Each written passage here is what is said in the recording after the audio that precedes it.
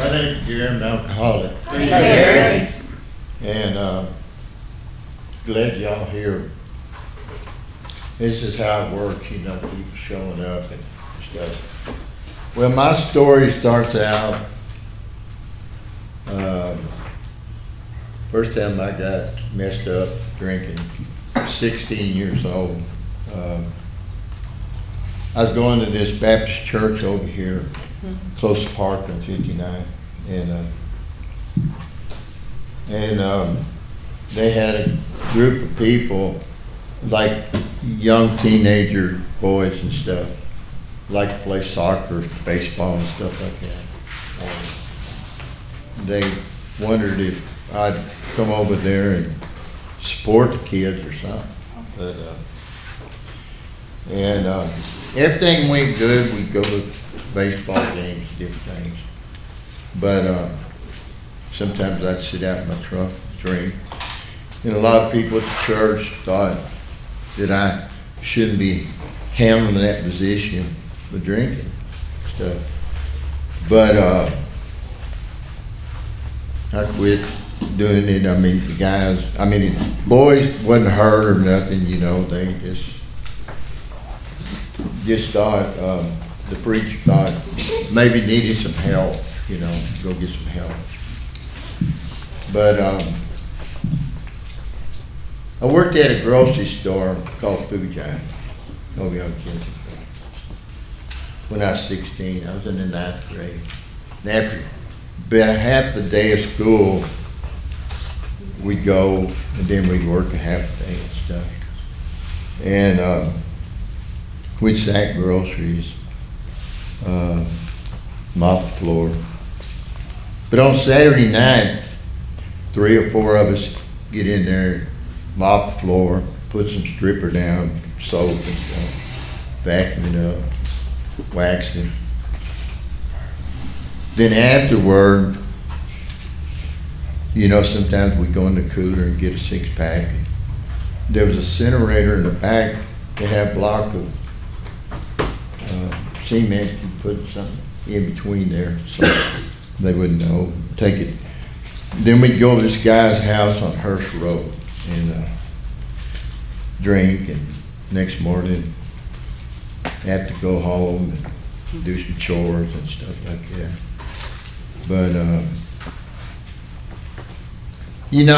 when you're young, you want to try to experience almost anything.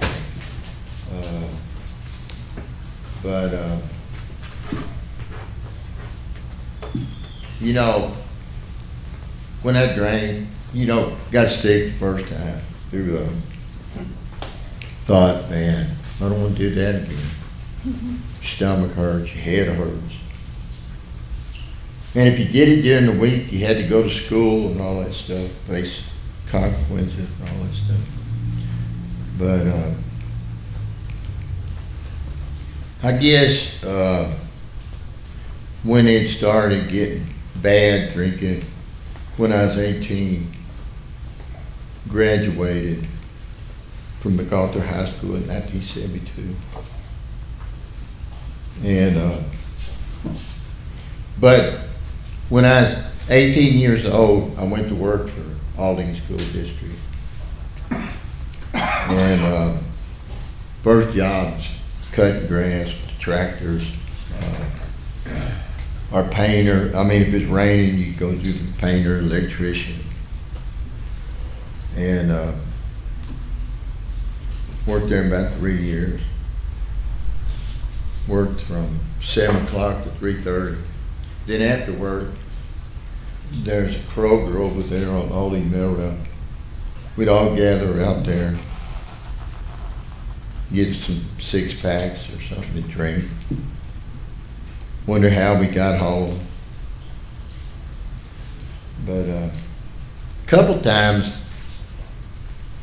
if I knew that I was really bad, I'd just park somewhere. And next morning, if I had to go to work or something, then I'd not drive so I wouldn't get no trouble or anything.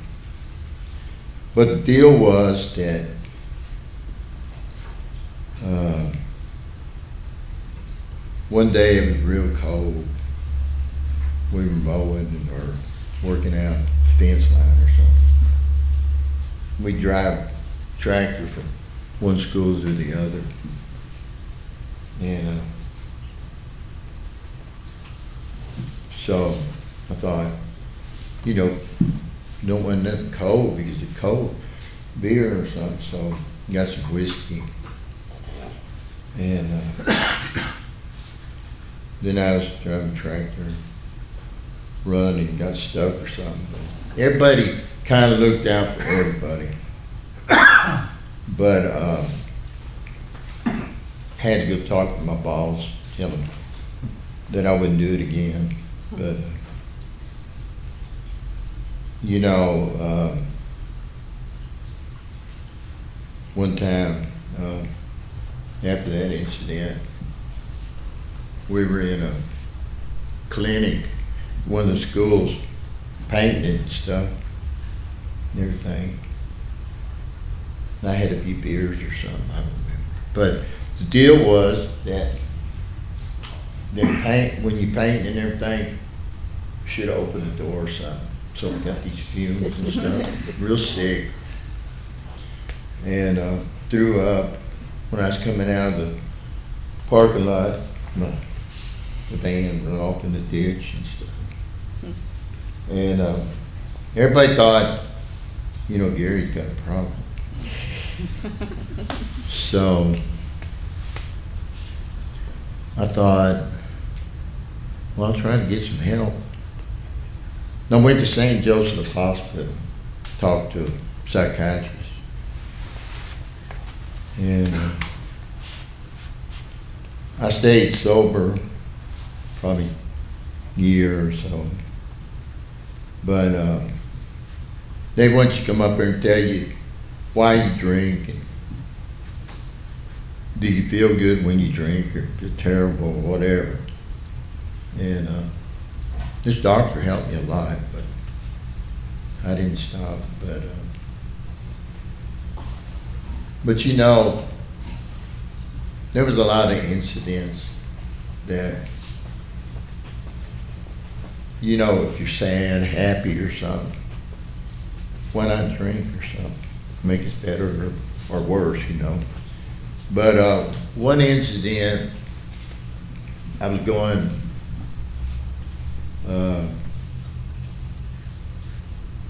to this place. It's called Rock of Ages. They sang songs, talked about God and stuff. And I met this lady, and I was 21, and she just turned 17. She went to school over at Sam Houston. We dated a while, but her parents didn't want nothing to do with me because I drink. They worried about having a wreck or something, maybe killing a child or something. I mean, killing her, you know. But, you know that when you're out there, you think you're not going to get in any trouble. But if the law stops you or something, be polite, you know, and stuff like that. But one incident, I was with her, and I had some property in Splendora, about a quarter of an acre. So on a weekend or whenever it's off, I'd go and mow the lawn. And it was hot and everything. And I was mowing and run over a hornet's nest, got it all over me. And so I laid down, took it easy for a while, and got some medicine and stuff. And I thought, man. But you know, at that Aldi, when I worked there, there was a guy that had an apartment over there. Tidwell, on the weekend, we might go over and drink. And they did some other stuff. And his mom and dad had a place out there in Box, Texas. And parents said, do anything you want, just don't leave, you know, stuff like that. But the deal was that drank and did what we needed to do. You know, you get sick and don't remember. And probably 2 times that I've been stopped and I knew where I was going, but officer said, I'm gonna let you slide. You go home, don't come back out, so it's okay. But,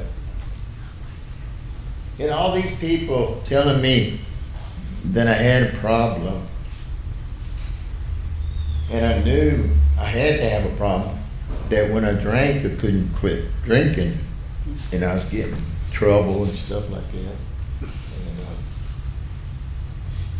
But if I drank the night before and was feeling bad or something, and I had to go to work, one day it was raining, and I just had to lay down somewhere, take it easy. I was so sick. So I was supposed to use the painters, and I painted a little bit, but I couldn't do more. So I lay down on the floor and they covered me up with a torch next time. But people look at you, and there was a Spanish guy. When I was there, he must have been 50 years old, and he knew about fixing anything. But he had a bracelet on his ankle that he could just go to work, go home, you know, because of drinking and stuff. But that didn't stop him. You know, he'd go to a bar, get in trouble.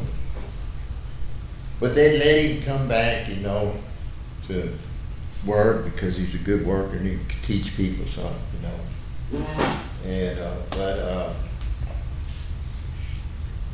and he died because of this alcoholism. But some of the guys that was at that Baptist church, they went on a, I don't think it's a field trip, but it was an outing. We went to New Brunswick to ride the rapids and everything. And I was driving. I must have been 21 or the ripe age to get something to drink. And all 3 of us drank. One of them maybe 17, the other one 15 or something. But we didn't let him do too much. But when we were in New Brunswick, everybody was having a good time. They had picnics and people fishing and all this stuff. And I thought I think I had a Mustang then, 65 or something. And, but I got messed up and driving in circles like this and that. One of the counselors took my keys away so I wouldn't do anything. But you know,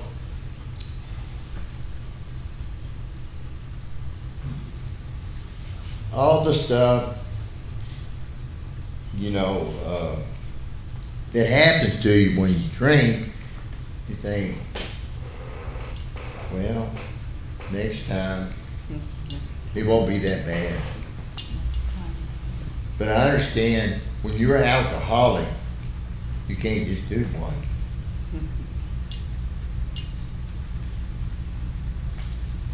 But I worked for Aldine a few years, and a couple of years. Then I went to work for Alma School District. And this guy lived over on Hopper Road, and I lived in Parker. And we'd go to work. And after work, we'd go to his house. You know, he had marijuana, pills, all this stuff. And I knew it was kind of hot around there, but I just drank mostly. And a couple of times I pulled out of there, DPS had told me don't go over there anymore. That guy's dealing drugs and stuff. And if we bust him, you could get killed. And I thought, yeah, that's smart. And I went over there one time. Then on the news, the police busted in, killed a guy. And if I'd been there a few seconds later, I would have died.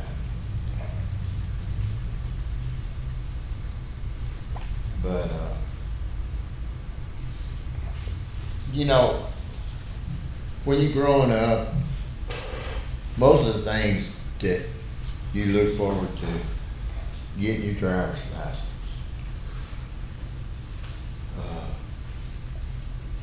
maybe voting, and then legal to drink and stuff. But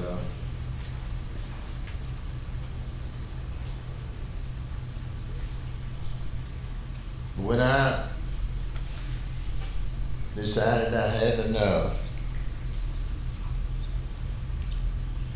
one night I was over on Parker Road thinking, I'm gonna end it.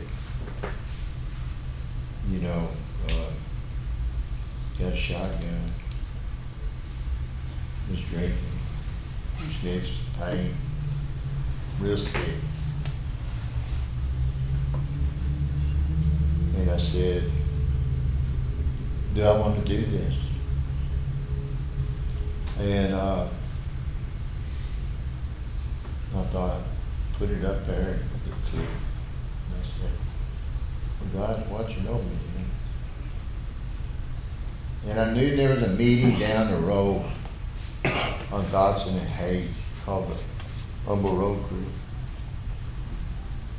And I thought, throwing up all over me and maybe having diarrhea because of the pain, feeling terrible.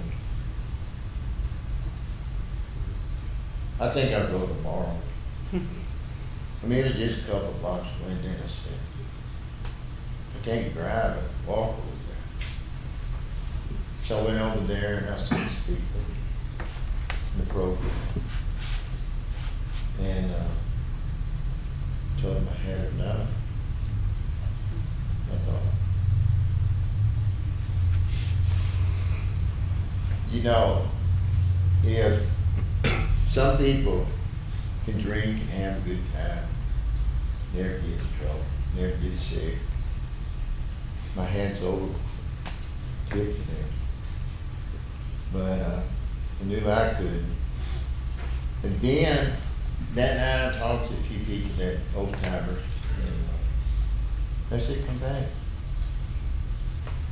So I called the Aldine group, the Aldine mail route, Aldine list. Went over there, cut sour chip, and I hadn't been out since. But they were smoking over there. That time I smoked some cigarettes then too. Once I quit drinking, I wanted to quit smoking too. But everybody says, don't try to do too much at one time. That's true. So I went over there, and there's probably 2, 3 people, about the same age I was when I come in 23. Rest of them 50, 60, 70, 80. But they had something that I wanted. We read the big book, had a real good sponsor. They went over to their house sometime, they. And when you're in AA, you find a lot of things to do. A lot of people go fishing, a lot of people go hunting. A lot of people have parties. On holidays, you have a place to go.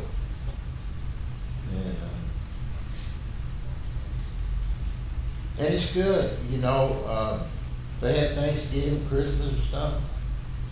I know where I can get me a meal. And I'm grateful. But you know, reading that big book, how it works, really haven't seen first fell, third fall or past. Those who do not or really not do it or something. But then you say, desire to stop drinking. Used to be honest desire to stop drinking. They took that out.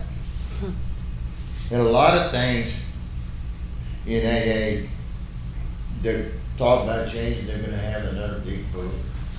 Maybe it don't have, but rarely something else in there.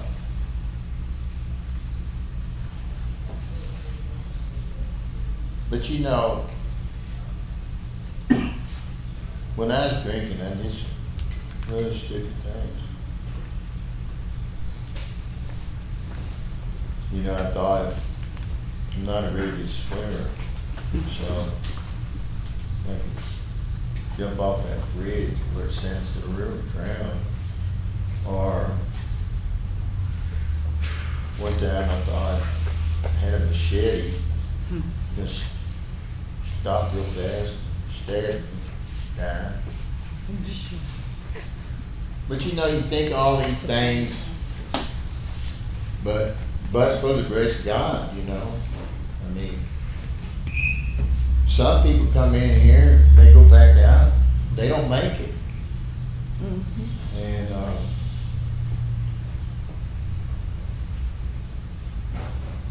but when I first drank beer, I guess it was Tall Boy, Slip or something. And then had that Boone's Farm apple wine. Had Mogan David Mad Dog. Ooh, yes, indeed. But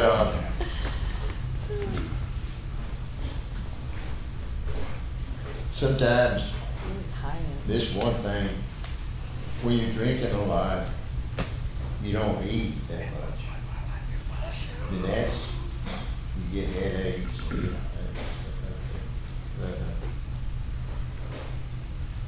There's a lot of people there that try to keep me in line. And I try to carry the message to every people. And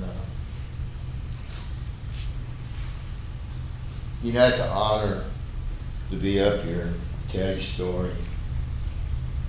And these people here, you know, I know a lot of people here, other places. But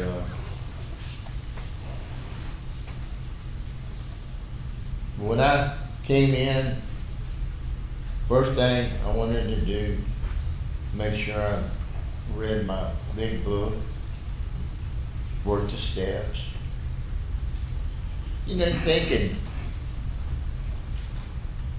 the most important, I mean, there's all of them important, but 1 in 3,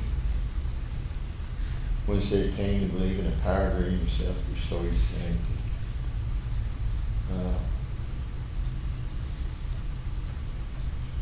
And you know,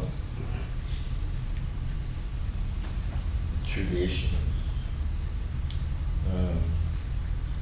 But what helped me a lot, reading them personal stories about people, how they went, you know. The one guy had 25 years and he went back out. Just a few months he died. The one guy thought that, if we get drunk, if we put whiskey and milk together.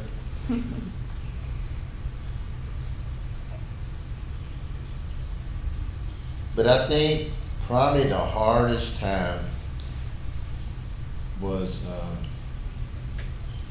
when my first year, I had to go a lot of meetings. Monday, Alding was there, Tuesday, Humble House. Wednesday, I think, Canino Road. And Friday, Saturday, we might go downtown to the men's center. There was a lady around for a long time, had a men's detox and women's detox, named Carney Mary. And I know a lot of old timers that are gone now, but I've heard them talk. Floyd Butler, one of the guys over there at the Wheelhouse, Brett Carroll. I mean, there's 3 or 4 over there at Ireland. Charlie Gentry, Bobby, Tony P. There, Tony. But if I can tell somebody how to work this program, first thing, it ain't gonna work if you drink. Whether you read the big book, do steps, get a sponsor and all that stuff. Because if you drink, none of this other stuff won't work. But you know, there's a lot of people that came in August with me when I was over at Alding Group. And I think me and this lady, her name was Diane, I think she lives in Canada now, she's boyfriend or something. But there was a lot of people there that stayed sober. We had some people that like to start trouble too, but it's when you pick out who you want to talk to, what you want to do, and all this stuff.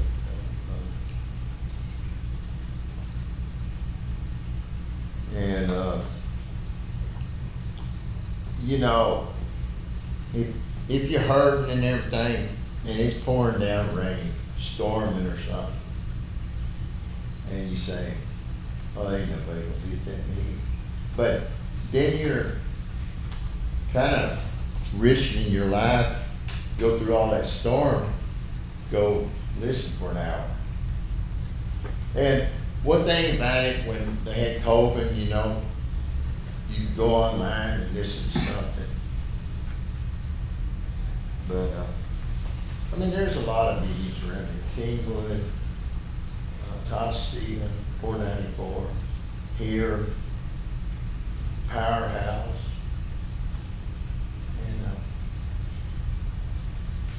And I've been to some of them way out in the center. One time I went out there to the Humble House. I mean, not the Wheelhouse. Took a guy out there, and as they keep him out here, oh, what he did. They needed somebody to take him over there, and I knew it was far. So I got on the bridge, went here and there, and I thought, and you have to pay tolls and all that stuff. Next couple of days, got a deal in the mail, $22 tolls. I thought to myself, well, I ought to call that guy that I took over there, have him pay my toll, you know. But I always wanted to go over there and see that place. I've been to the old Fire Club. They used to have a 3511 Travis.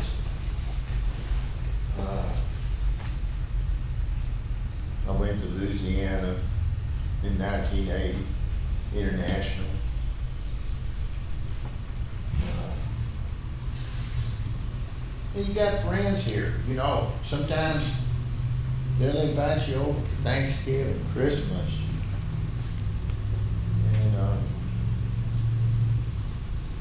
but like everybody says, if you do something good for somebody, you know, it's better keep it quiet than you reward. Now, I believe that. But you think, you know, you're thinking,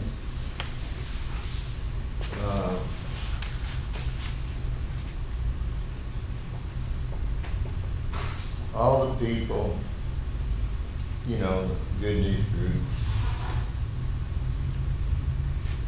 And you know, when you lose somebody in AA, and they've helped a lot of people, you don't forget them. You remember what they done. And a lot of times, some meetings I go to, I mean, if I see somebody talking just crazy or something, not even on the topic or something, I'm not gonna jump up and say, hey, quiet. I'll talk to him at the meeting. But I let people say what they want to say. Because it's important. But you know, there's a lot of people, a lot of groups and stuff. There's a lot of workers in the groups. You know, if you just open the door, sit down on these chairs, make coffee, chair a meeting.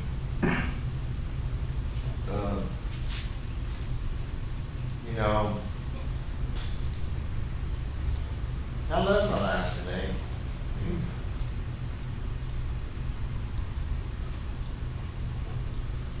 And you know, that girl was talking about, you know, all the times that drinking is going with her and everything. She got married in '95, and I was invited to the wedding. And you talk to people, you know, if you don't see them, you call them and say, how are you? Stuff like that. And a lot of times, when I first got sober, I'll be moved to another location, airline, something, Hills Road or something, a house.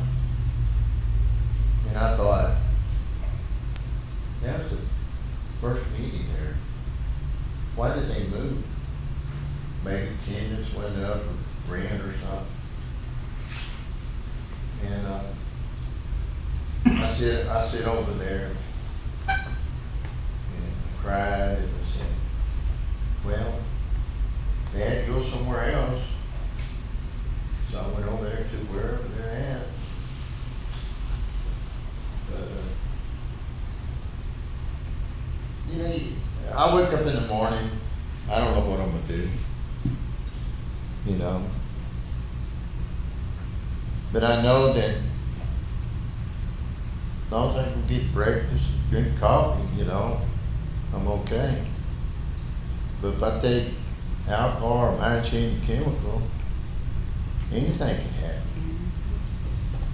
You like that Yet Club, hadn't been to prison yet or institution. Death. And you know, you can look forward, I mean, you can say, next week I'm gonna come to this party here, okay? Really, I mean, I hope I'm here next week, but you know, if I wasn't here, I know who's having a birthday over there,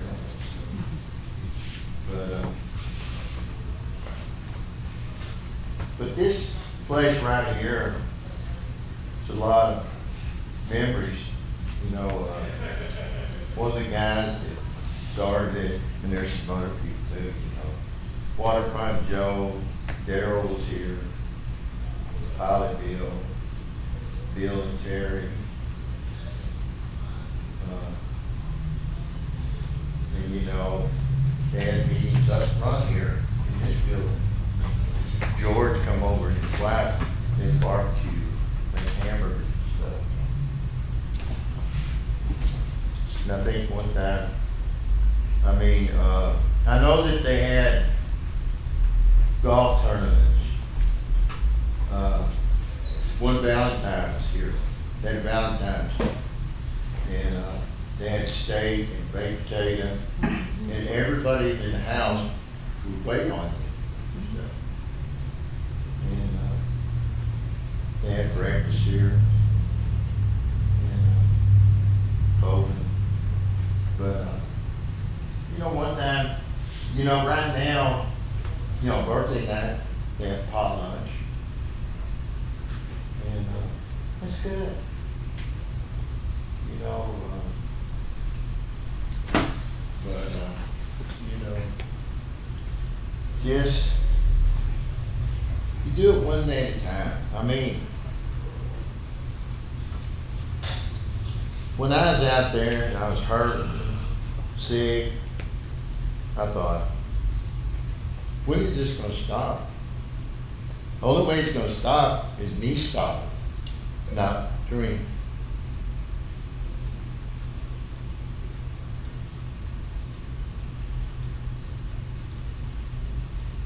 But you know, you do all these things because you're influenced with drugs or alcohol or something, you know. There was a graveyard over there on Hirsch, old, and they leave the gates open. They tell you not to go in there because it could be dangerous, they could hit you in the head, kill you or something. And sometimes they say you hear things that are not there. So I went over there one night. I wasn't drinking. But I thought I seen shadows of people and stuff. And I stayed there for a little while. And I seen a siren. And they stopped. What are you doing over here? I said, I just pulled in here to kind of relax. Asked me if I was drinking. I said, no. Earlier I was, but and he said, of all the places, you're gonna stop here in this graveyard. Get stopped in that station over there. And I thought, I don't know why I stopped. I guess I felt safe there. Because then people can't hurt me. But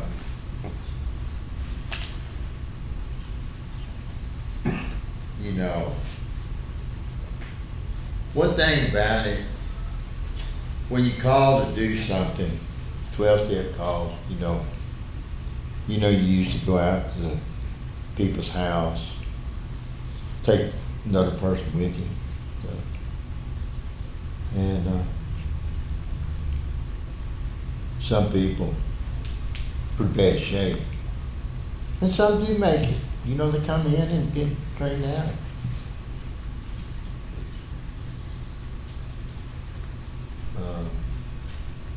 Me and a lady went to one on West Mountain Houston. This lady came to AA for a little while.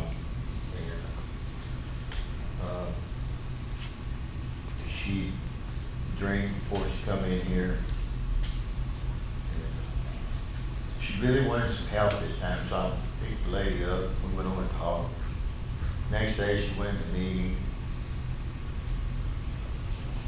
That night, she went back home and drank, had a heart attack, died. We don't know what's going to happen. But,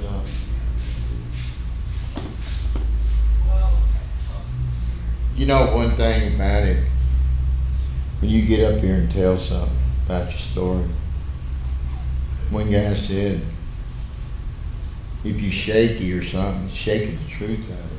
True. I had 30 days in the program. My sponsor took me over there to a men's center downtown called Turning Point. And he said, some of you guys been in here just a week or so. Tell them how you made 30 days. And the managers go around, if they're falling asleep, punching them. Hey, this is this guy, he's got 30 days. Maybe someday you tell your story. And,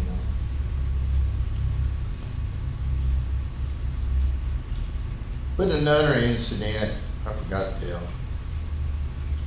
When I was at the church, over here at the Baptist Church, sometimes they'd go downtown because there's a lot of places that need to talk about God, and some of the places 18-year-olds can't go in, they have to be 21 and stuff. Preachers take us, it's on a corner,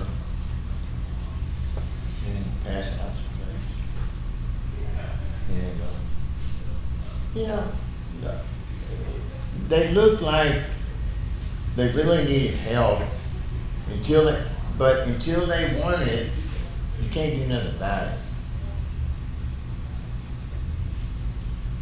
One guy told me that he used to go to church. He quit drinking for a while. Somebody died in the family and stuff. But and I thought this was coincidence. You know, I was gonna give him something to read and everything. And he wasn't reading with his money to go buy something. And I thought to myself, now if the man was hungry, I'd give him some money and he'd go to Burger King. But I don't know, if I give him $10 or something, he might think he won't go to Burger King, he won't get a drink. But, you know, you be in a lot of places that you wonder how you got out of it. Like, when you're driving downtown, and you kind of feeling lonely or something, so you see girls on the street, think, you know, I might have been 18, 19, 20 years old. Then I'm thinking, I've heard a lot of stories that pimp's probably around the corner. As soon as that girl gets in there, she can hit me in the head, get my butt. I was talking to this girl on the street, and I said, she went 30 kilometers.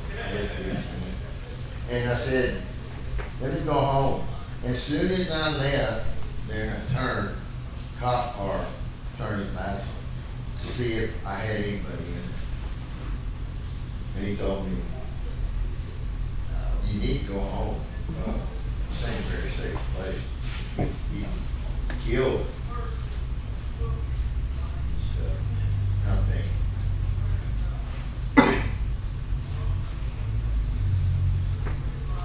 but you know, driving under the influence, you know, back then, they might tell you the fines right now, you get prison time. And if you don't know what happened after you drank, they can pin anything on you. But, you know, I just try to do the right thing, not drink.